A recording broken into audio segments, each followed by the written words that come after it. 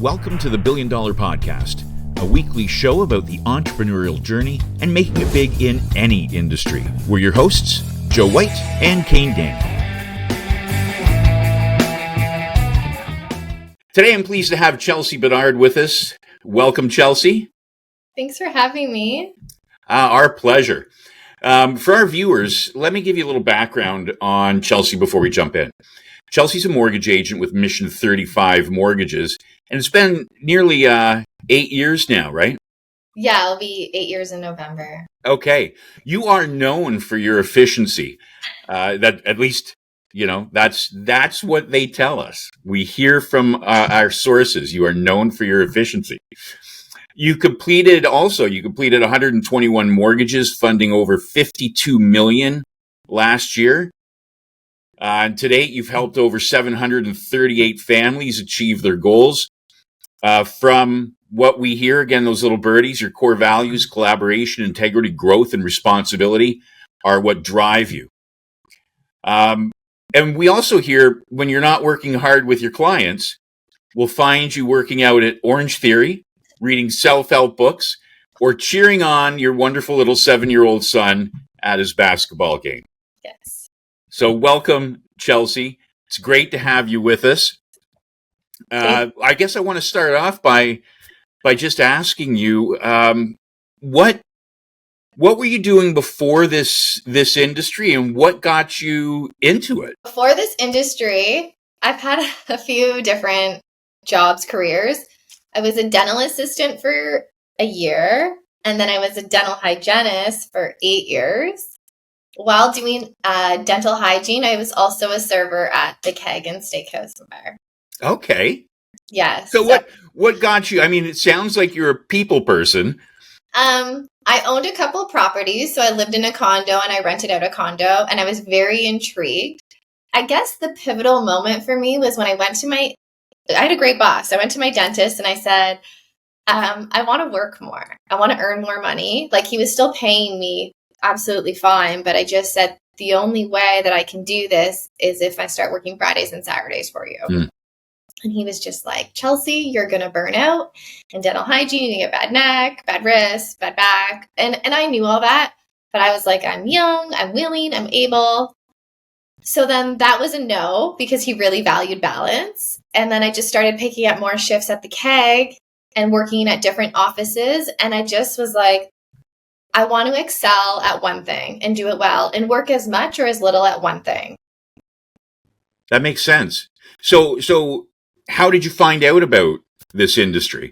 I have a really good girlfriend who is a real estate agent, and she just said, listen, this avenue has been really fruitful for me, but there's also these options within this industry. And she was friends with my boss, and she's just like, I think it would be a really great fit. He's super positive and happy, and he's similar, like values health and reading and all those things. So I met with him, and I really owe a lot of my success to him, because he hired me when I was 8 months pregnant and a dental hygienist with zero mortgage financial background. That's fantastic. Let's give a shout out to your boss. What's his name? Brian Hogman, the best boss there ever. Fantastic. Well, thank you, Brian. Thank you, Brian. So what was your first year like? So you're 8 months pregnant. Mm-hmm. You are a dental hygienist. You've been convinced by your best friend, who's a real estate agent, to get into this industry. And what is your first year like? Super hard. There was tears, because I'm just like, what am I doing? I'm making less in this career. Obviously, you're starting out. A lot of pain, just not knowing how to navigate or how to answer people's questions, and the confidence. I didn't have that yet. So I was a bother to a lot of people in the industry. Lots of phone calls, lots of questions, lots of growing pains. But I'm just so happy that if you stick with something long enough, it's like that book, The Outliers, like the 100-hour rule, right? Once you do something so many times, it does click. Yeah, that's a great point. And from a brokering perspective and managing agents in the past for myself, you're the type of person that we like, right? We like the person who's that squeaky wheel, because we know that you're doing something out there. You're working. You're not just, sitting waiting for your phone to ring. No. And that brings me maybe to another question. I get the how do we do a deal, which lender is best, and so on. But where did you start getting your clients? So it started with my friend, meet these other real estate agents. They were like-minded to her. They were nice. They were kind. And then eventually, I want to say like year 2 or 3, it was always repeat business. Now it's changed a bit more recently because it's weird out there, but then it was the education of building wealth through real estate. A lot of rental properties when they were a little bit cheaper and rates were a little bit lower. But now it's just those past clients coming back for renewals and for, Right. like just advice. And even if I don't help them and I'm like, stay with where you are, stay with the bank, it's still that like trust, and then they refer their circle, right? So I think it's just being kind and genuine and caring, listening. And they must love that advice. If you give somebody advice that, the best place for you is where you are right now, that must like blow the trust through the roof. It does. It really does. And it's like, at first I was like, what are, like, that came from Brian. And I was just like, I don't get it. And he's just like, it's going to just build more trust, more people reaching out, and you're not spinning your wheels when the bank might be able to undercut you. And yeah, it's been good advice. It works out. That's cool. That's great. So your first year was tough. And by about the third year, you started getting some repeat business. So the end of the first year, the second year started rolling for you. Yeah. And I want to say too, like, since I've only been doing this since 2016, I've really seen where the market was like super high, people going in cash, firm, like over ask, no conditions. And then I've really seen like all those variable rate jumps and, appraisals come in low. Like in such a short time, I feel really blessed that I've seen, 2 opposite ends of the spectrum, because I'm like, I know how to navigate these markets. These are not balanced markets. No, I totally agree with you. So one of the questions that, or one of the quotes that I heard that you like is one from Steve Jobs. The only way to do great work is to love what you do. It's a favorite of mine as well, so it kind of speaks to me personally. But I'm curious to know, what aspect of your work as an agent do you love the most? For me, it's when I'm helping someone reach that specific goal. Unfortunately, lately there has been tough times, and it's like when you're really helping them on a debt consolidation, or that mortgage payment is super hard to make right now. Like that just means so much to me that I can take stress off somebody. But that quote spoke to me when I was in dental hygiene or the keg. It's like, whatever you're doing, do it well, do it with passion, and show up, because people will notice. It's not always about the advice, but it's like, how are you making people feel? Yeah, that's great. And you know what? It kind of comes across when in talking to you, you've got some, that smile. That smile tells me that you enjoy what you're doing, and that's fantastic. I also see that you won the Senham Financial Award for Young Achiever of the Year in both 23 and this year, 24. So 23, I was nominated. I didn't Okay. win. I think some fella in Quebec won. But that was huge too. Like, what an honor. And then this year, it was a shocker. Like, I was shocked I was nominated. I don't even know who nominated me. I'm so grateful. And I think for me, it's just like, I'm that person that does not have a financial background. Yeah. That pushed through the obstacles, worked on the weekends, worked on the evenings, like did not give up when times were hard, because there was times I questioned it. Like, it's so easy to go back to dental hygiene. I know what I'm doing. Can make good money, and but the fruit is on the other side of the hardness. Absolutely. You know what? That's inspirational. That really is inspirational, because I can only imagine when you were looking in the mirror thinking, I don't know if this is going to work, but you kept going.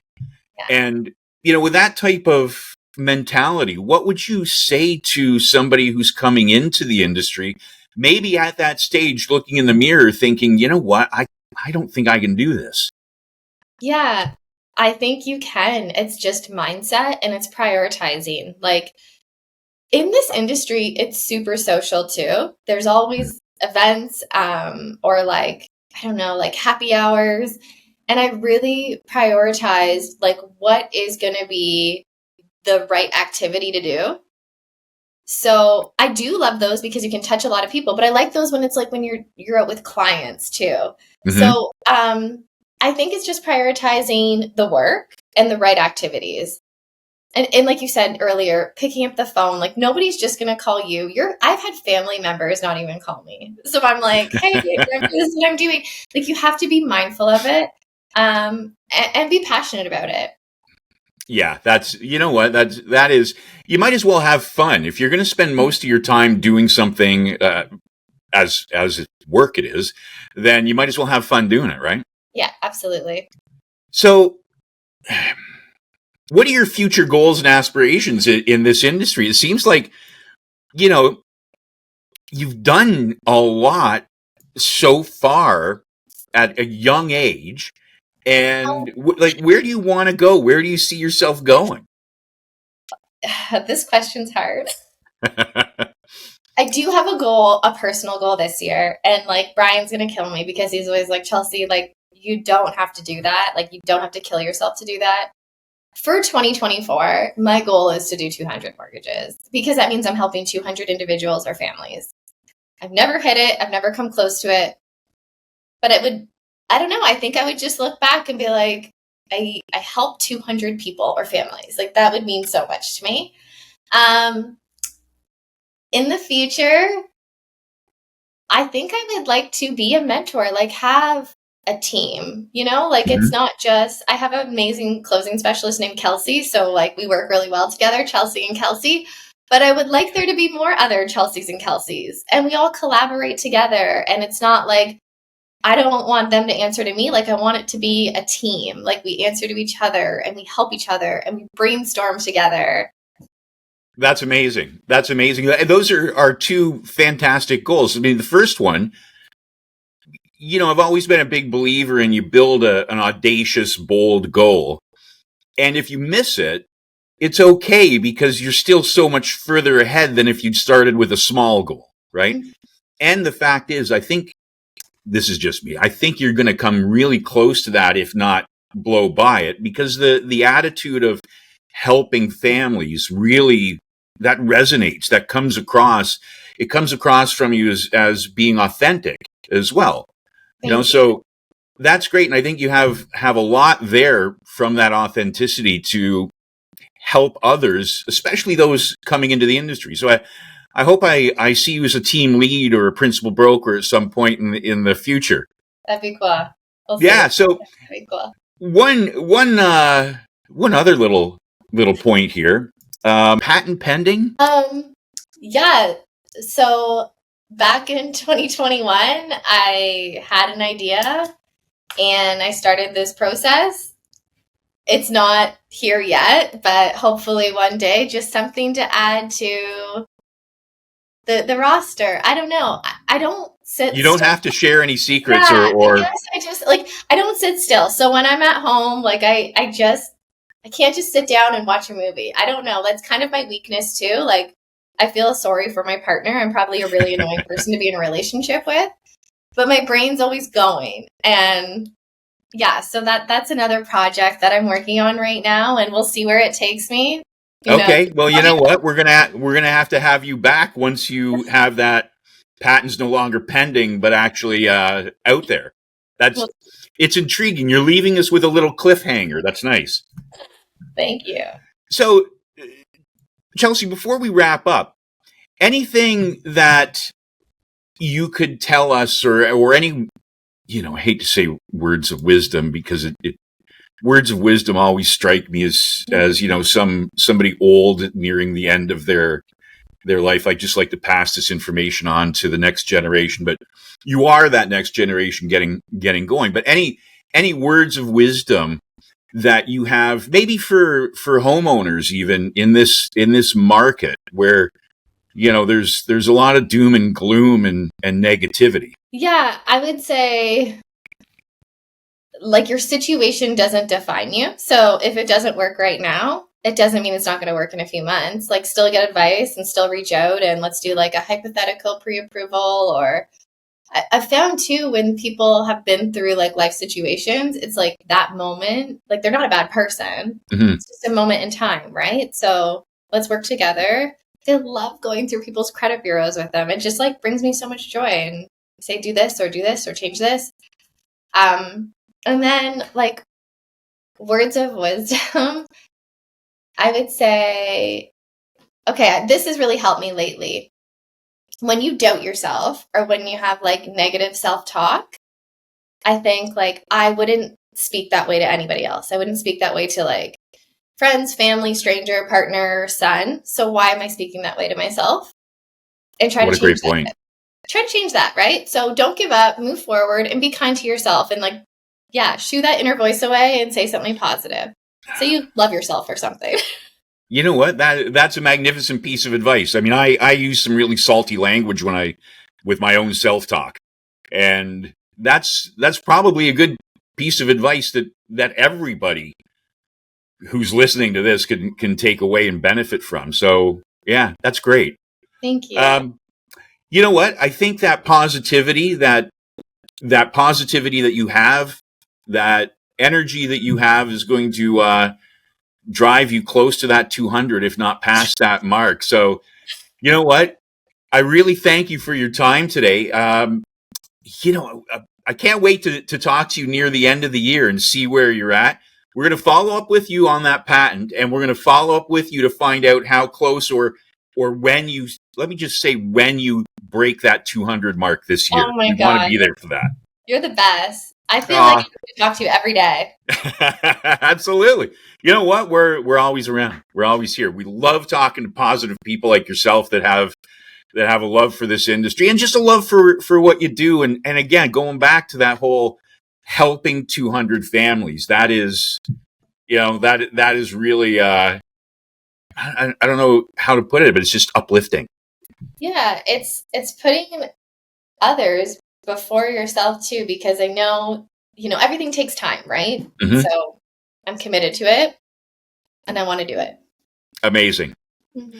Well, thank you very much, everyone. We've been spending some time with Chelsea Bedard, and Chelsea, thank you so much. Thank you. Have an amazing day. Thank you so much. Thanks, you too. Thanks for tuning in to the $1 Billion Podcast. Make sure to subscribe to the show so you never miss an episode. For more in-depth entrepreneurial insights, follow us on social media, and for more info on the show, go to billiondollarpodcast.com. See you next time.